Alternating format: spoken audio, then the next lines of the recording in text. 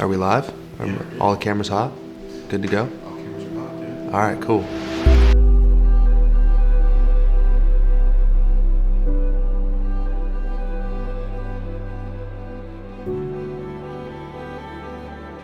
Yeah, we can do, the very opening question should probably be, what is the Hyrox?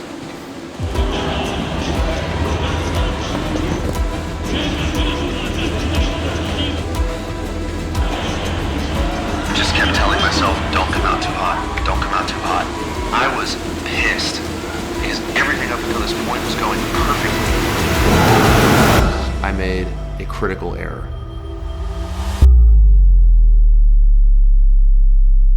We are 59 days out from the Hyrox Atlanta, April 26, 2025. And I have committed to this challenge and have been committed to this challenge for the last 5 months now.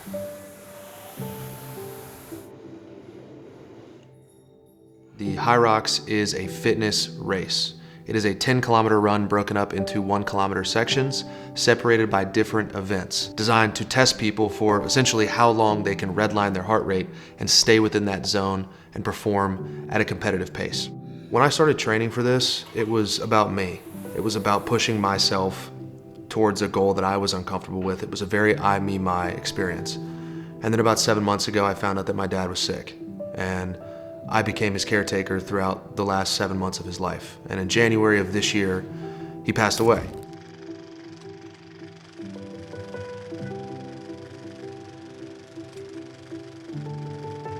The morning of the race, I got up about 3 hours before my event heat and began eating and hydrating. And when I parked in the blue lot outside of the Georgia World Congress Center, something snapped into my head that I hadn't thought of in a really long time. And it was something my dad used to say to me before I would step up to the plate in baseball growing up.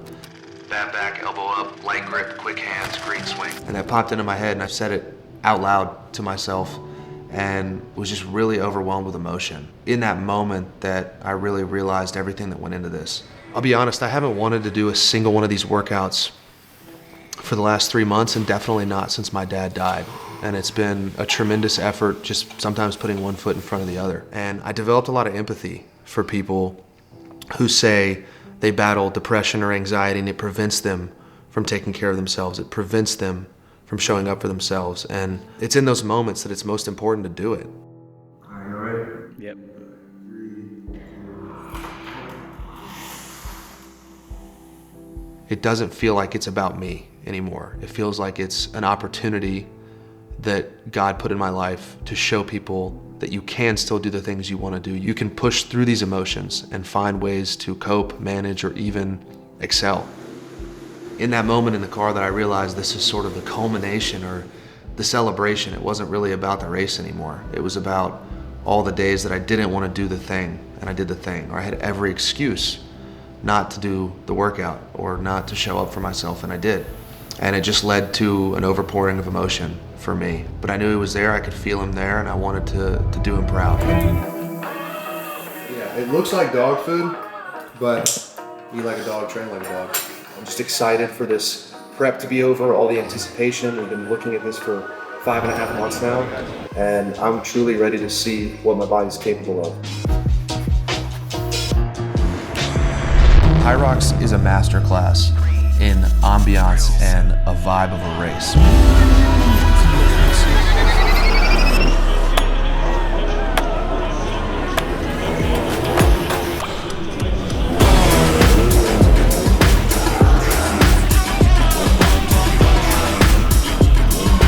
My goal with the Hyrox is 74 minutes or less, and there's no other alternative. From the beginning of the race, everything felt great. I did not let the adrenaline get to me, and I just kept telling myself, don't come out too hot, don't come out too hot.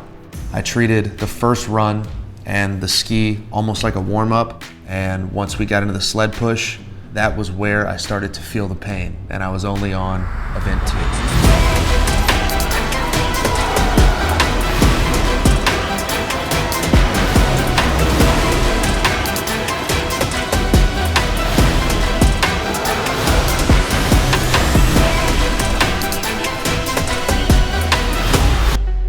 Have to be in good enough shape running wise that the runs are the recovery and the exercise is the work. Coming out of the sled push, I did go through that a little bit hotter than I expected to. I thought I was pacing well, but based on the pain that I was in when I came out of the push, I knew I'd moved a little bit quick. Everyone I talked to, all the research I did just said the first 200 to 300 meters outside of the sled push is gonna hurt. Your legs are trying to get oxygen, your lactic acid is overflowing.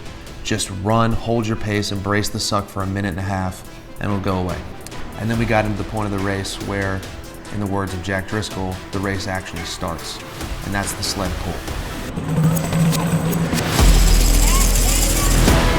The reason the race really starts at the sled pull is because by then the two events where people really blow their heart rate out have already occurred, and most people go into this event way too tired. It's also the most technical and slowest moving event of the whole race. And if you have to stack all of that on top of having a heart rate of 180, you're not gonna have a good time. Finished the third 1K, went into the burpee broad jumps, and honestly, smashed them.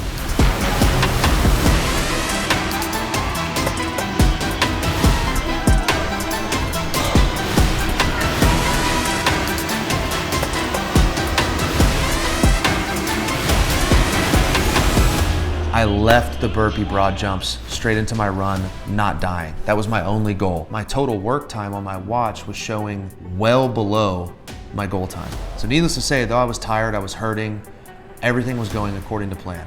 Better than according to plan even. And in that moment, I started to really get excited.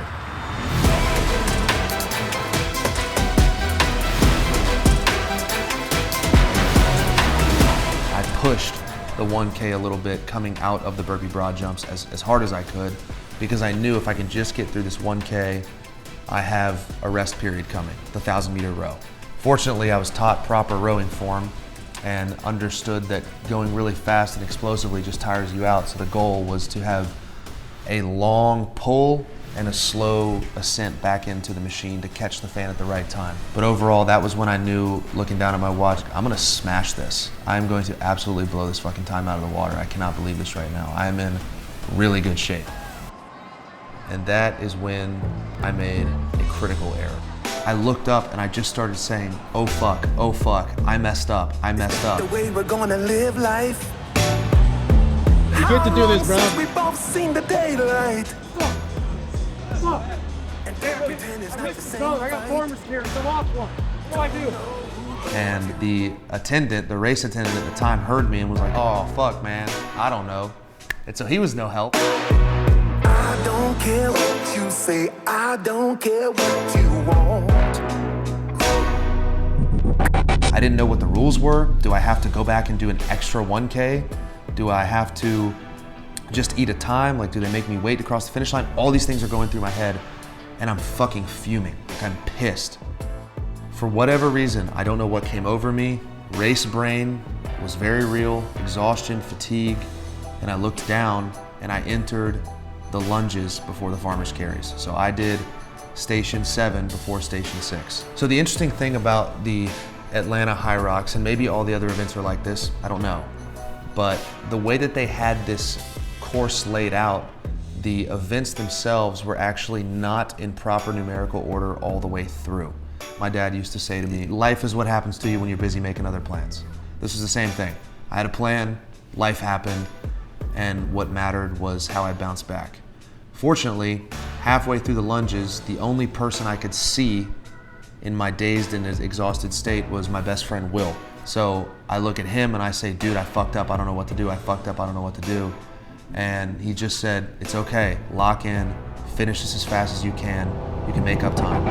You're my gift and curse, I won't stay, 'cause I'm nobody's. So I did the 1K run into the farmer's carries, 1K run into the final station of wall balls. So I ended up doing the full Hyrox, but I did it out of order.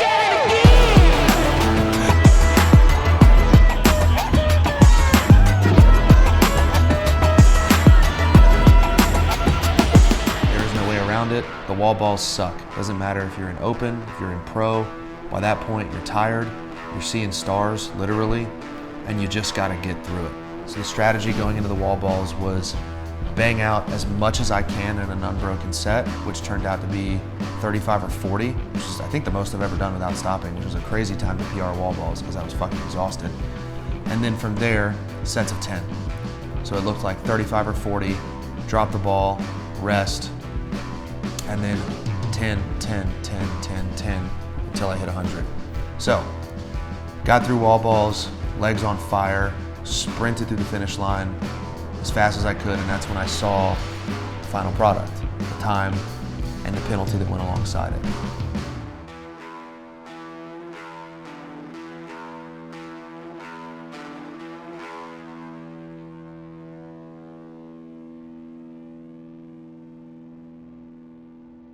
So I came out of the Hyrox Men's Open in Atlanta with a final time of 1 hour, 8 minutes, and 8 seconds.